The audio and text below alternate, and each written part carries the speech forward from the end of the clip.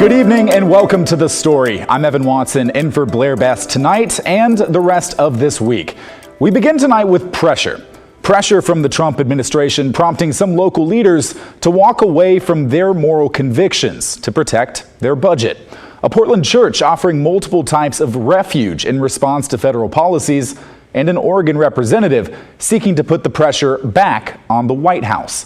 That pressure all building to our big stories tonight.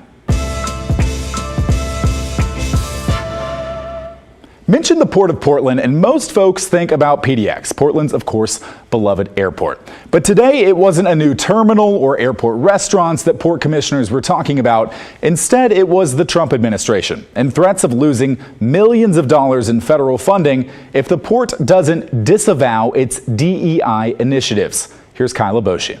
Port of Portland commissioners found themselves in an uncomfortable position. This is hard for me to vote in deciding whether to revoke the port's 7-year-old social equity policy. And in some ways, we're being forced to make a trade-off, obviously, that we really don't want to make. The port's executive director said revoking the policy was a necessary move following the Trump administration's crackdown on diversity, equity, and inclusion. Nearly $145 million in federal funding was at stake. The port is a designated federal contractor, and it has of late become clear that we must meet federal compliance expectations. The Port of Portland relies heavily on those federal dollars to help manage PDX, as well as the Hillsboro and Troutdale airports.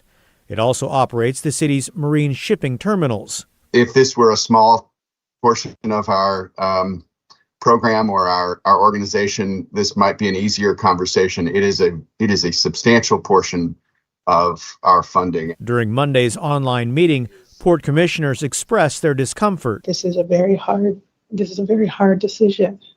It's a hard reality. It's a hard decision in a boiling vat of hard realities. There was overwhelming public testimony sent in asking port leaders to keep the equity policy in place. But in the end, the commission voted to revoke it. We will continue to believe in those values, that we will continue to demonstrate those values. Even before the vote, the port had scrubbed DEI from its website. This is an old screen grab. Instead, visitors were redirected elsewhere on the website. The port is the latest organization to buckle under the Trump administration's threat of cutting funding if they don't disavow their DEI initiatives. As we previously reported, the Portland-based Bonneville Power Administration also gutted its diversity programs earlier this year. Kyla Boshi, KGW News. So let us know what you think. Are you concerned about the port rolling back these DEI policies, or is it no big deal to you? Send us your thoughts to thestory@kgw.com or leave us a voicemail, 503-226-5090. An Oregon Congresswoman flew to El Salvador today, part of a push to bring home a Maryland man who was wrongly deported. Representative Maxine Dexter says she wants to keep the pressure on the Trump administration to return Kilmar Abrego Garcia to the United States, criticizing President Trump's immigration policies. The fact that he could do that and hold anyone against their will without due process is absolutely something we all should be terrified about. As a Congresswoman, I have not just a responsibility to my constituents, but I think to my children and people across the United States to elevate this. Dexter's statement there from an interview with NBC Today. The Trump administration admitted that Abrego Garcia's deportation was an administrative error. The U.S. Supreme Court ruled unanimously, 9-0, that the administration must facilitate Abrego Garcia's return. But so far, the White House has refused that order, saying that only matters if El Salvador chooses to send Abrego Garcia back, not that the U.S. needs to proactively correct its error, effectively making his return a jurisdictional dispute. President Trump says Abrego Garcia is affiliated with a gang. Abrego Garcia and his attorneys deny that. So how does a representative from Oregon expect to make change in El Salvador through a quick in-person trip? I asked Representative Dexter that on the phone today. Why did she go? The reality is that, number one, my constituents were reaching out and really advocating for me to come to El Salvador. They wanted someone with power and with protection to be an advocate for all who don't have the power to advocate for themselves. That's first. Very importantly also is just to make sure that this does not get buried in the press cycle, that this is a constitutional crisis. I believe that we need to take all action as representatives that we can to maintain focus on it and not accept it because the precedent sets is deeply dangerous.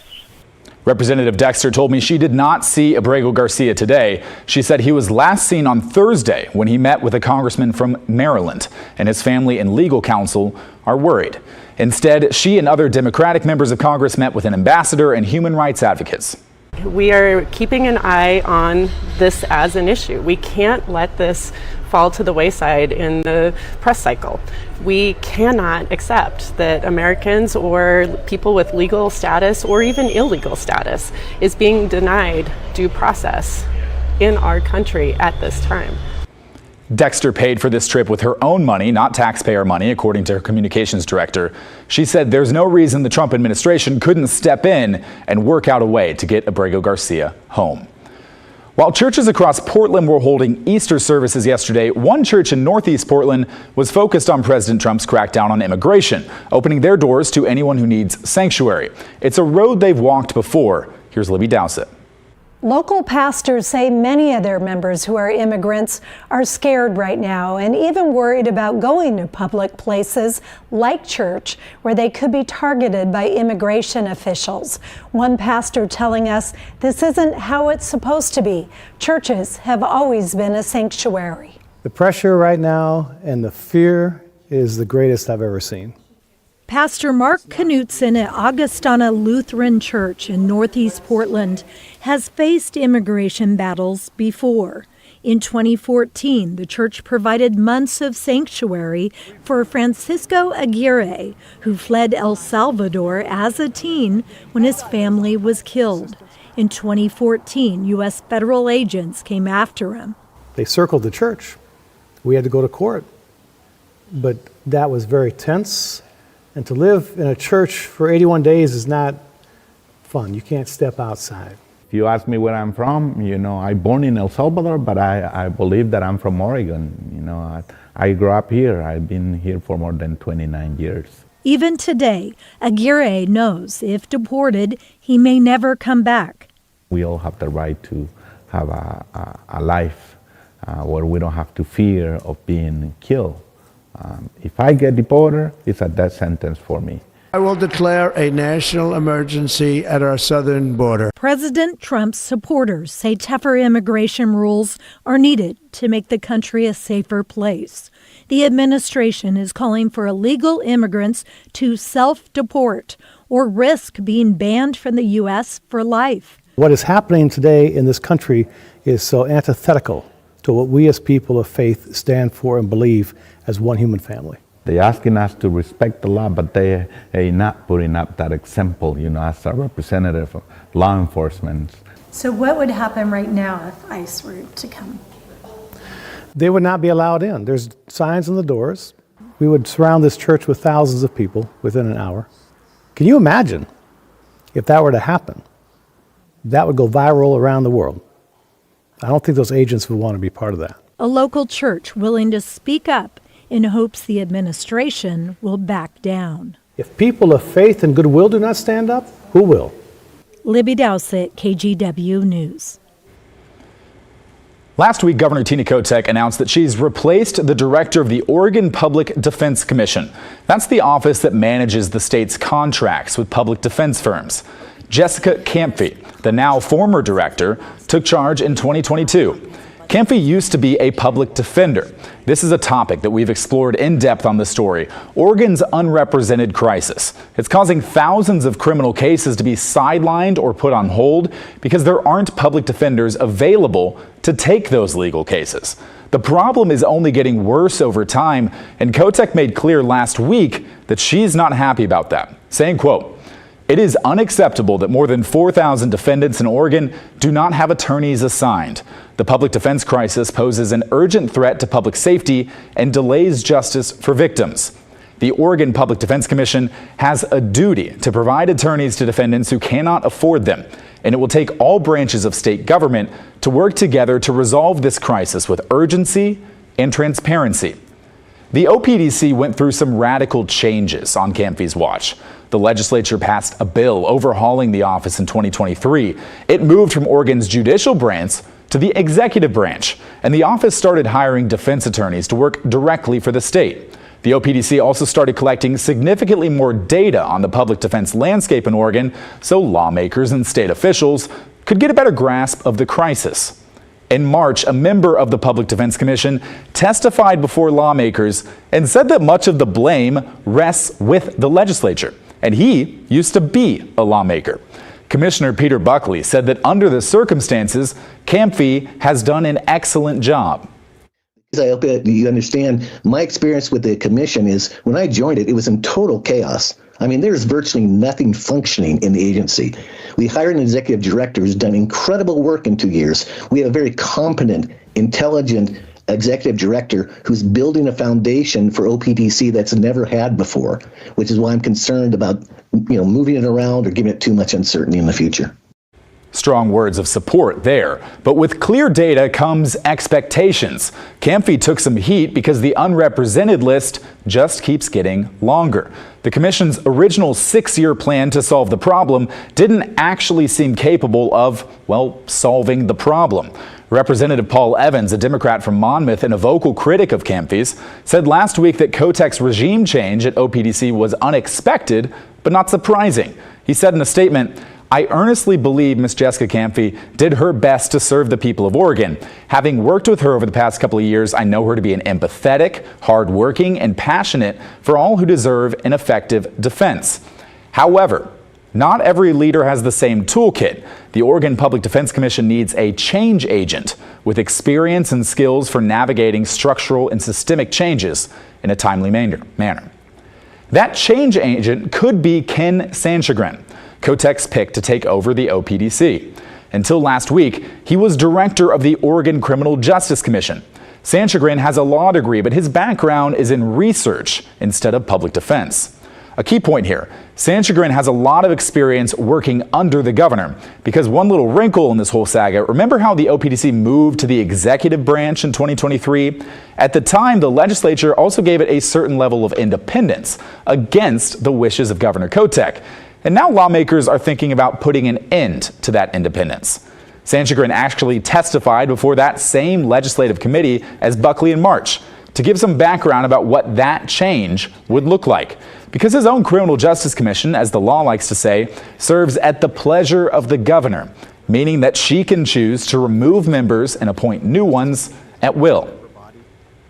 With her appointment of Sanchagrin, Kotek laid out her expectations for the OPDC moving forward, which includes a clear timeline for ending the unrepresented crisis delivered by June 1st, a plan for addressing the 6 crisis counties by working with courts, public defenders, and prosecutors, increased transparency in how the OPDC spends taxpayer dollars, better data sharing with the Oregon Judicial Department, and supporting public defenders while also ensuring increased accountability on their contracts. Of course, we will let you know what happens. Still ahead on the story, a 40-foot gray whale washed ashore along the coast in Washington.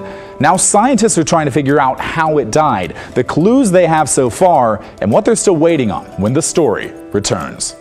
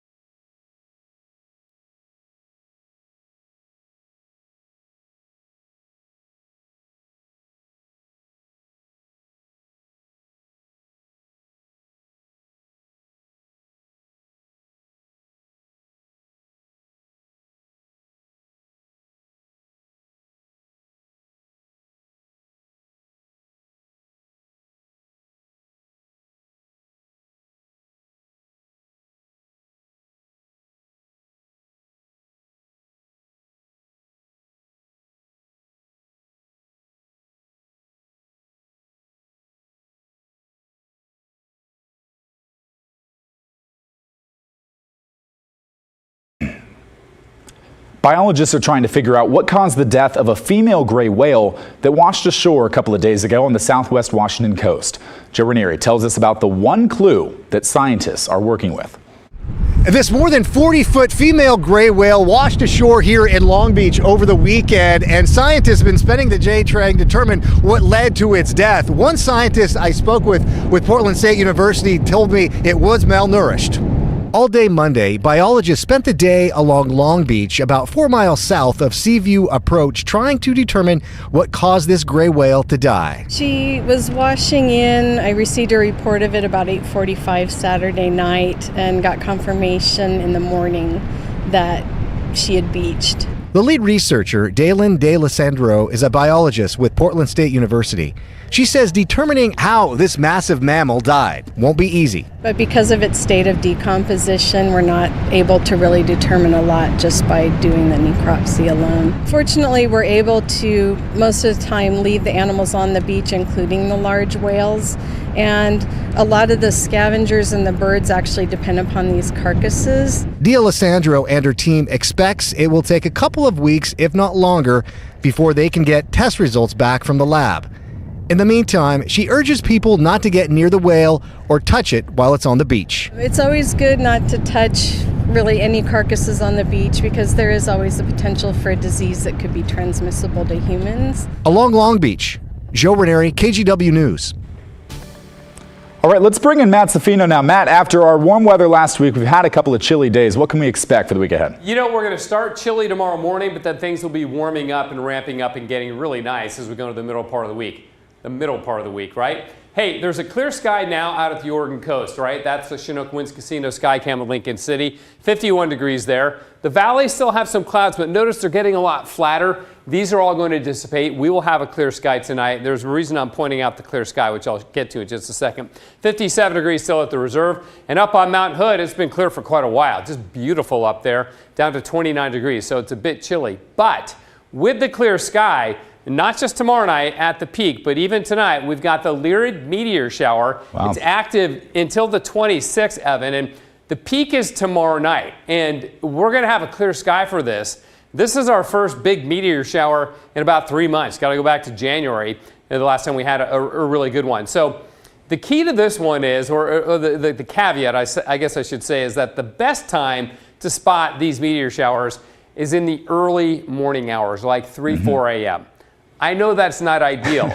The reason that's the best time is because that's when the radiant, the area of the sky from which these meteors emanate, will be highest in the sky at that point. It's also the darkest time of night, right before dawn, before the eastern horizon starts getting light. Now, my forecast of 51, that's for earlier in the evening. If you do get up in the wee hours, 2, 3, 4 a.m., it'll be down in the upper 40s or so, but it will be clear. So point is, we had a really good shot at seeing the Lyrid meteor showers. Now, on average, you get about one shooting star every 3 to 5 minutes. I know that doesn't sound like a lot, but if you stay out there for a little while, you should see some good ones. And the Lyrids have a reputation for being fast and for being bright, which would be super cool, right? Yeah. Yeah. Still earlier in the evening, even like 1 a.m., midnight, still worth checking it out, or what would you say? Absolutely, yeah. Give it a shot then as well. Just look a little bit lower in the northeastern sky, but you don't want to focus on just one point of the sky, even though they tend to radiate from that area. That's how they get their names, the constellation from which they radiate.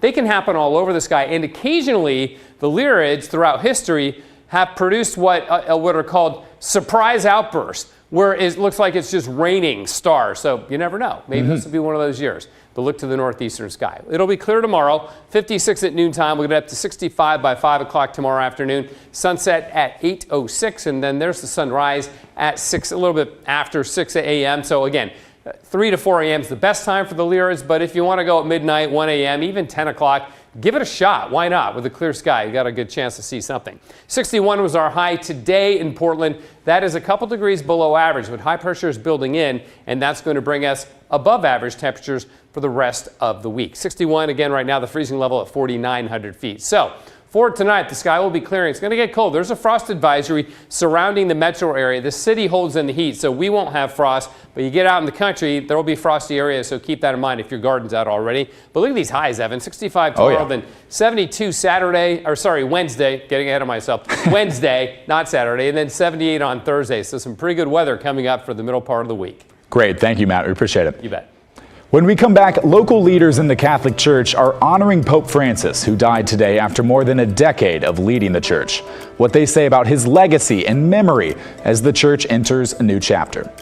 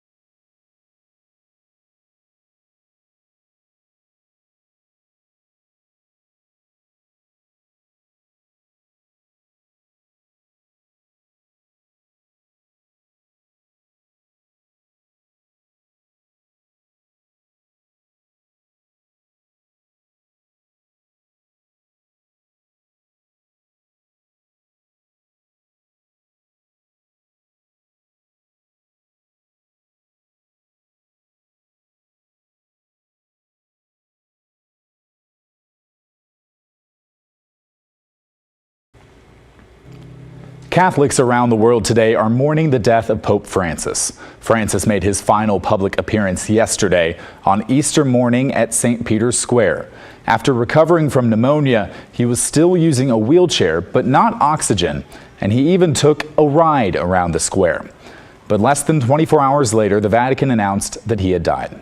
By some, Francis is being remembered as the People's Pope, known best for reaching out to the sick, the poor, and the forgotten. He died of a stroke and irreversible heart failure, the Vatican said today. We talked with local Catholics today. Bishop Peter Smith with the Archdiocese of Portland was appointed by Pope Francis. He says the Pope's emphasis on mercy is the first thing that he thinks about when it comes to Pope Francis's legacy. And he had the year of mercy and all these other things that he said about mercy. And part of that you saw in his emphasis on we need to go to the peripheries and the margins. In other words, get out of your comfortable churches and your comfortable lives of faith and go to the people who really need to hear the gospel and who really need their wounds tended to. Come out of your comfort zones, and he really emphasized that. This isn't a new message. It goes back to Jesus. It's been in the church all the way through, but he reminded us of that. And students and staff at Catholic schools in our area are remembering a leader who cared about climate change and protecting migrants. Here's John Donato, a priest at the University of Portland. There's no doubt that he reached out to prisoners and immigrants and refugees and world leaders and said, you have a responsibility to care for all people. We certainly know his love of the LGBTQ plus community was real, and he lifted up women in the church in a way that hasn't happened before. I think his whole approach was to bring us together for conversation, to not let issues divide us, but to seek out the Holy Spirit in our lives. Governor Tina Kotek ordered flags across Oregon to be flown at half-staff today in the Pope's honor. President Trump made a similar order. The Pope's death came hours after a brief Easter meeting with Vice President J.D. Vance. Pope Francis sharply criticized the Trump administration's mass deportation policies. He said they violate the dignity of migrants. Trump today said he feels bad for Catholics. We love you all. We're with you all. They were with me during the election, as you know, very strongly, and it's just an honor to have the support of the Catholics, and I feel very badly for them because they love the Pope. The Pope will lie in state inside St. Peter's Basilica to allow pilgrims to pay their last respects, and the conclave to pick a new pope begins next month. In the meantime, we want to hear your thoughts on the Pope. Send us your thoughts and memories, any takeaways of his time as the leader of the Catholic Church, and what they may have meant to you. The Story at kgw.com, or leave a voicemail at 503-226-5090. If you're looking for more coverage on the death of the pontiff, we have 2 specials about his life and tenure right now on our TV app, KGW+. Remembering Pope Francis and tributes to honor Pope Francis air at 7:30 tonight. They will also be available on demand anytime. That is the end of our show. Thank you very much for watching. If you ever miss an episode of The Story at 6:30, we re-air the episode at 8:30 and 10:30 on our TV and streaming app, KGW+. We'll also run it on KGW+ the next day at 11:30 a.m. You can download the free KGW+ app right now on Roku, Apple TV, and Fire TV. Have a great night.